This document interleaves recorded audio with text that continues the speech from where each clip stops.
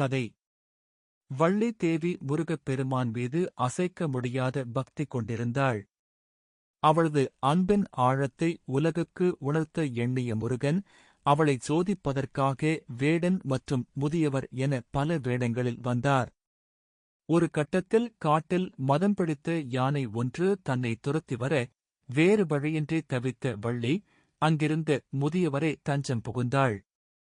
இக்கட்டான அந்தச் சூழலிலும் யாரோ ஒருவர் என்னை காப்பாற்ற வேண்டும் என்று நினைக்காமல், முருகா, நீயே கதி என்று தன்னை முழுமையாக அவரிடம் ஒப்படைத்து சரணடைந்தாள். அவளது உண்மையான சரணாகதியைக் கண்ட மாத்திரத்திலேயே முருகன் தனது சுயரூபத்தைக் காட்டி அவளுக்கு அருள் செய்தார். நீதி. நாம் எப்போது பாரத்தை நான் சுமக்கிறேன் என்பதை விட்டுவிட்டு முருகனிடம் ஒப்படைக்கிறோமோ அப்போதே நிம்மதி பிறக்கிறது. கந்த குரு கவச வரிகள்.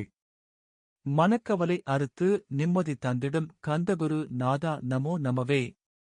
பொருள்: என் மனக்கவலைகளை வேரோடு அறுத்து எரிந்து எனக்கு என்றும் குறையாத நிம்மதியைத் தரும் கந்தகுருவே, உன்னை தலைவணங்கி வணங்குகிறேன். முருகன் வாக்கு. வேலைப்பளுவோ அல்லது மன கஷ்டமோ அதிகரிக்கும்போது 1 நிமிடம் அமைதியாக இருங்கள். நான் சுமக்கும் பாரம் என் முருகனுடையது என்று எண்ணுங்கள். உறங்கும் முன் நடந்த கசப்பான விஷயங்களை முருகனிடம் தந்துவிடுங்கள்.